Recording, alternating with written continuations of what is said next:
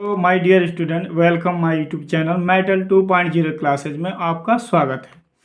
अगर मेरे चैनल पर आप नए हो, अभी तक मेरे चैनल को सब्सक्राइब नहीं किए हो तो प्लीज़ सब्सक्राइब जरूर कर दीजिए। तो चलिए दोस्तों, आज मैं आपके लिए बहुत ही मोस्ट इंपॉर्टेंट जियोग्राफी, सामाजिक विज्ञान की जियोग्राफी पार्ट से मैंने बहुत ही मोस्ट इंपॉर्टेंट क्वेश्चन लिया हुआ है जो अक्सर परीक्षाओं में पूछा करता है और बिल्कुल आपको इसमें नंबर मिलेंगे और एक प्रश्न के लिए 4 नंबर मिलेंगे। ज़्यादा लिखना भी नहीं, मैंने इतना शॉर्ट में लिखा हुआ है। कह रहा है जैव और अजैव संसाधन क्या होते हैं, कुछ उदाहरण दे। इसी टाइप का प्रश्न ही पूछता है।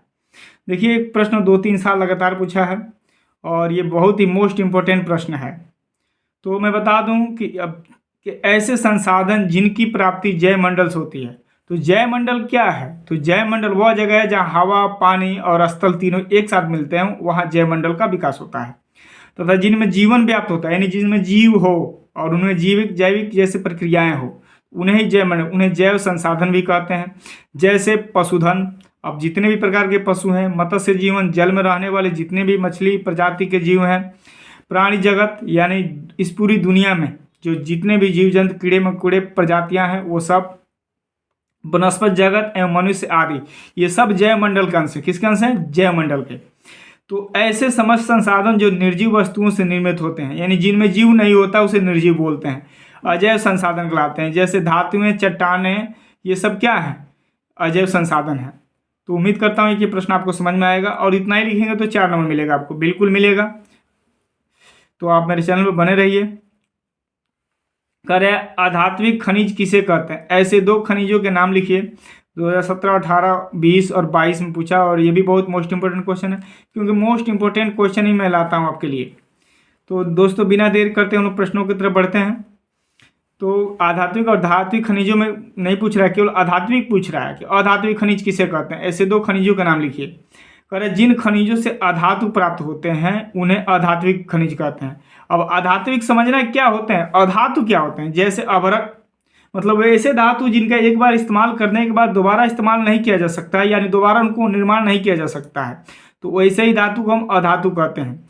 अब इसमें देखिए, अभ्रक चूना पत्थर है, लवण है, पोटास है, सल्फर है, ग्रेनाइट है, संगमरमर है, बलुआ पत्थर आदि, ये ऐसे धातु हैं जिनका एक बार आप इस्तेमाल कर लीजिए। मैंने चूना पत्थर से सीमेंट बनाया जाता है, तो एक बार सीमेंट बना लीजिए, प्रयोग कर लीजिए, घर बना लीजिए, क्या फिर उस सीमेंट को निकाल कर दोबारा बना सकते हैं? नहीं बना सकते हैं। इसी तरह संगमरमर है, एक बार हम यूज कर लिए तो दोबारा उसका यूज करना नामुमकिन है। तो ऐसे धातु हैं जिनका हम एक बार इस्तेमाल कर लें तो दोबारा ना कर सकें, तो ऐसे धातुओं को हम क्या बोलते हैं? अधातु कहते हैं। उम्मीद करता हूं कि ये भी प्रश्न आपको समझ में आ गया होगा। चलिए और बढ़ते हैं आखिरी प्रश्न, जो बहुत ही मोस्ट इम्पोर्टेंट है और ये पूछता है।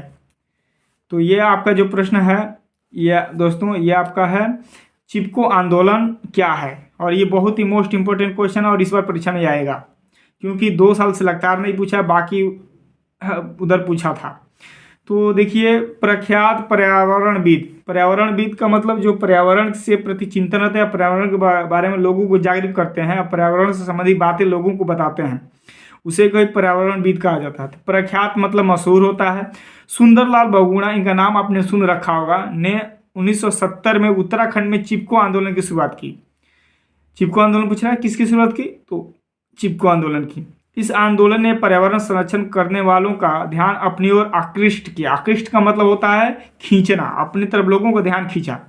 कह रहा है गढ़वाल, टिहरी और कमाऊ के क्षेत्रों में पेड़ पौधों के अनाधुन हो रही कटाई। क्या हो रहा था? अनाधुन कटाई हो रहा था, मतलब बहुत जल्दी ज़्यादा जंगलों को समाप्त किया जा रहा था, इतने अधिक मात्रा में जंगलों को काटा जा रहा था। तो इन्हें काटने और कटाई को रोकने के लिए सुंदरलाल बहुगुणा जी ने एक मानवीय रास्ता अपनाया, यानी लोगों के लिए अपनाया। मानवीय रास्ता को मानव के लिए अपनाया गया रास्ता को मानवीय रास्ता कहा जाता है। इसके लिए उन्होंने वहाँ के आदिवासी जनजातियों के लोगों को तैयार किया, लोगों को समझाया और तैयार किया कि ये जो चीज़ें हो रही हैं ये पर्यावरण के लिए बहुत ही आघात हो रही हैं, जिससे वे पेड़ पौधों की कटाई के समय उससे चिपके रहते थे। लोग, वहाँ की औरतें हाथों साथ जुड़ाकर पूरे तरफ से पेड़ को घेर लेती थी, है ना। इसी चीज़ को देखकर इसका नाम चिपको आंदोलन रखा गया। और कहते थे कि अगर पहले हमें काटो फिर पेड़ काटो, चारों तरफ से पेड़ को घेर लेते थे। और वहाँ की जो आदिवासी जनजाति की पहले हमें मार दो, पहले हमें काट दो, उसके बाद पेड़ को काट लेना। तो बताइए, कोई इंसान को तो काट नहीं सकता, इसके लिए बहुत बड़ा देश में इशू हो जाएगा, मामला हो जाएगा। तो पहले हमें काटो फिर पेड़ों को काटो। इस आंदोलन ने पर्यावरण संरक्षण में महत्वपूर्ण भूमिका निभाई। इसी आंदोलन को क्या कहा गया? तो इसी आंदोलन को क्या कहा गया? इसी आंदोलन को चिपको आंदोलन कहा गया।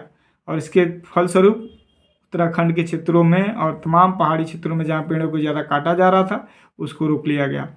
तो उम्मीद करता हूँ मेरे दोस्तों कि मेरे चैनल को आप सब्सक्राइब भी करेंगे और शेयर भी करेंगे, लाइक कमेंट भी करेंगे, और कोई दिक्कत होगा तो कमेंट में लिखेंगे भी, ताकि मैं अगर कोई गलती हो रहा तो मैं उसको सुधार कर लूँ। तो आप मेरी उम्मीदों को बढ़ाएंगे और मेरे चैनल को सब्सक्राइब करेंगे। जय हिंद।